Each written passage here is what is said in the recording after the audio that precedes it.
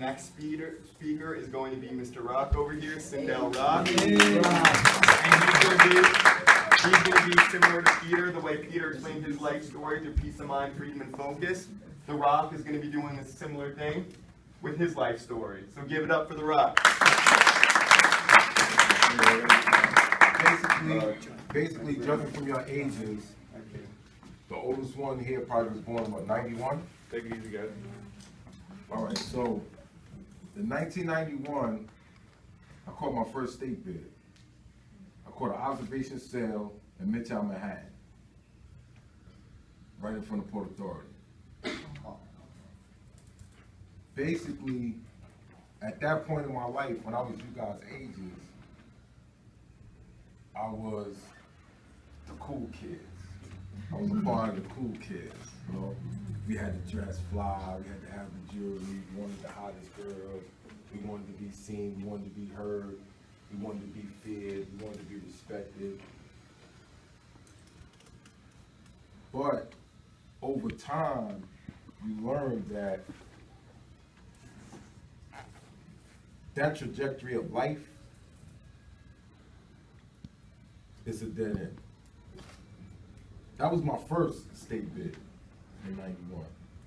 I caught my second state bid in 95. I caught my last state bid in 2004. Altogether, I did 20 years up north. Away from my family, away from my loved ones, away from society. And people glorify, you know, the rappers, they glorify prison, they glorify drug dealing. They only show you the shiny side of that. The club, the popping bottles, the women, the fun.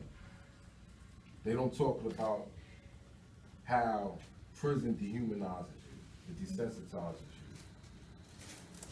How you're around people that claim to be your friends, claim to be your homies, claim to be your brother, your sister, whatever the case may be, but they really have no love for you. They're gonna use you up, and when they can't use you anymore, they're gonna discard you, like the last hundreds of people that they came in contact with. You do a lot of suffering when you're alone in a cell. And while you're in there, you're gonna see all types of madness. I've seen people die. On average, I think each prison, especially the max penitentiaries like Attica, Clinton, Sing Sing, on average, we get about 3 deaths a year. 1 death is from another prisoner.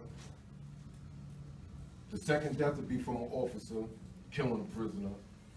And the third death would be from medical, giving somebody some bad medication or not enough medication or just bad medical care. So, a lot of people, they learn to adapt. You know, because they say when the Rome do as the Romans do. Just like when you come here, you learn to adapt. You see who's who, what's what, and then you kind of, you know, you find, you get it where you fit in. So in there, people, they learn how to do their time different ways. Some people turn to religion, some people turn to gangs, some people turn to sports, because people play sports in there, they play basketball, soccer. Some people turn to education. If you're lucky enough, you get to a place that has some higher learning, or you get your GED if you didn't have one. You get some college prep, and then maybe get you some college courses, but they took a lot of the college out of prison because what they found out, the powers that be found out that the people that was going to prison and was getting degrees, they weren't coming back to prison. And you say, well, why would they take the prison, why would they take the colleges out of prison if the people that was learning and getting college degrees wasn't coming back to prison? Because it's a business. We live in a capitalist society. And what they basically want to do is capitalize off you. You know, if they want, we're called job security. Like when I left prison for the last time, on my way out the door before I went out the last gate, the officer said, I'll see you in a little while. You know, that's what they say. You know, you see it in the movies, they ain't gonna really say, you know, they really say that. because they really, really hope you come back. Because if we stop coming back, then how they gonna put their kids through school? You know what I'm saying? Because the business, that's like if you go to any store. Business is supply and demand. They need a supply, they need a demand. You know, the prison beds is the supply. We're the demand. If we commit crimes, then they need a place to put us. So, basically, when we rushing, trying to get that fast dollar, most of the guys that get that fast money, and they all live in your neighborhood, you see them. Some of them got the, you know, they got the nice shiny cars. But if you really observe the situation, you're not gonna see them very long. You're not gonna see them very long. Give them 6 months to a year, they disappear. They kind of disappear, and you hear, oh, yo, Flacco came home. Oh, Everlasting came home. You know, Big Papi came home. No, Pinero, he came home. You know? But what I'm here to try to tell you and convince you is that you don't have to go through that. You don't have to go through all of those years and months of hell to come full circle like I was lucky enough to do and say, you know what, let me get a higher education.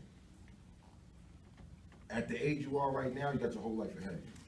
Some of you might have children, you know, you might be single parents, you might have a baby father with you or whatever the case may be. But at the end of the day, whether you have somebody with you or not, your biggest ally, your strongest ally is gonna be yourself. When you make a conscious decision to say, you know what, forget, I'm not gonna make any excuses. I'm not gonna make excuses, oh, my mom's is fucked up, my pops is fucked up, because we all go through that, you know what I'm saying? We all got dysfunctional homes. Even the most richest family, the home is dysfunctional. Because there is really no book that teaches you how to be a mother, that teaches you how to be a father. It's something that you gotta learn through trial and error. You know? I mean, your mother's gonna teach you some things, your father's gonna teach you some things, how to birth a baby, don't do it like this, because the baby might choke, things of that nature. But when it comes down to it, and your son is getting at the age that he's starting to hang out late, and he's getting into girls, or your daughter's getting into boys, you know, it's really trial and error, you know what I'm saying? We're all complex individuals, you know what I'm saying? Some guys get into girls a little earlier than other guys. Some girls get into guys a little earlier than other girls. And then you have the sons that's gonna get into boys and girls that's gonna get into girls, and that's another situation, and sometimes it rocks us because we're not used to that unless you was raised that way. So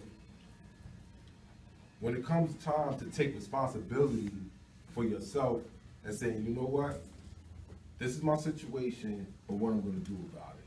Because nobody hates you. Nobody likes a person that has a bunch of problems with no solutions. You know, you got those friends that's always complaining. Oh man, it's too hot outside. Oh man, my sneakers are too small. Oh man, I hate this dude. Oh man. Those are the type of people you really gotta spread yourself from. Because in society, we're all good people, we're all God's children, but you got some people that's just on a different path from you. Some people on a negative trajectory, some people on a positive trajectory. You need to surround yourself with positive people. You know, you don't see pigeons with eagles, because birds of a feather flock together. You know, if you want to do something, if you want to be around negative people, 9 times out of 10 you're going to start doing negative things. Negative people are going to bring you towards negative stuff. That's like if you put on your Sunday's best and you go out and you go play in the mud, you can't expect not to get dirty. If you go play in the dirt, you're going to get dirty. And that's what negative people are. They dirty, so you bound to get some mud on you. You can't expect to be with these people and don't wind up in some type of trouble. And every trouble don't end up with you in handcuffs. It might end up with you being like with a child.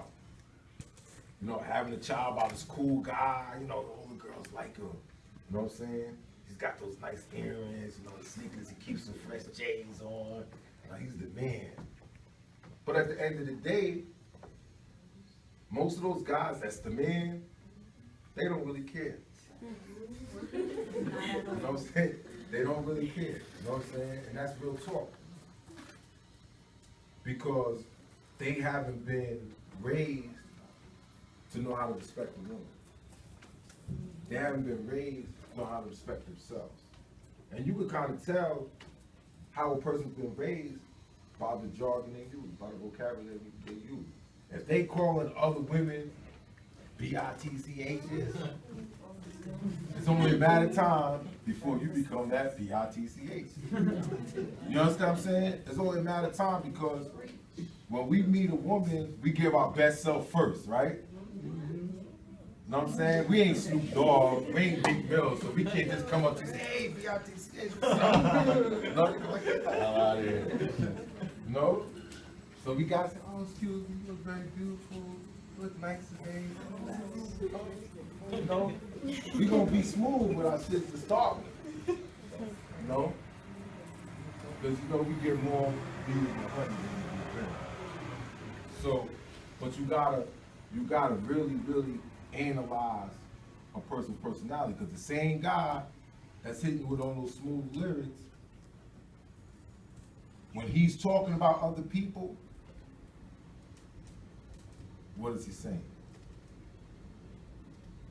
See, it took me a while to learn that I don't get caught in the thirst trap. See, a thirst trap is when you convince yourself that this person is going to treat you better than they did the last person. What makes you so special? They're not going to treat you better. They're not going to treat you better than the last, because that's what they do. That's them. So we convince ourselves this person's going to be good to me. And when we wind up repeating the same cycle, then we're like, oh man, how did I fall for that? But also, we attract what we put out there. You know, we can't really expect to find that real good person or real good friends, real good associations if we're not really good inside, you know? We gotta really learn how to change ourselves and become positive. Because a friend is not only what, or a person that can give you something, is what you can give to them too. Because like guys in prison, they have a habit of really, you know, a lot of us, we come home angry. Oh, so-and-so, they ain't send me no money, where you was at, you didn't write me. But they don't think of the other side of the spectrum, that when you was upstate during that time, and that person needed somebody to help them move, or help them, or babysit their kids, or do anything, you wasn't there. You wasn't there, you was in a cell somewhere. You know, they don't think of that side of it. So, and this thing we call life, it's like a journey. It's like a journey. And we try not to waste too much time in those hard spots, in those dark places, because we're not promised tomorrow. I think over the years, I probably buried people that I went to school with and I grew up, probably over 50 of my peers. And it wasn't to cancer, it was mostly to violence. You know, and violence is real precious. All of them, you name them, I read them. James Patterson, who actually graduated from our school. James Patterson from Manhattan College. I stopped reading fiction like 5 years ago. And the reason why I stopped reading fiction was because I realized that when you read fiction, you can learn a little bit by reading a lot of fiction. But if you read a little nonfiction, you can learn a whole lot. And every year I make the same New Year's resolution, which is to learn something new every day. the same New Year's resolution every year, to try to learn something new every day. Because knowledge is power. You know, knowledge is power.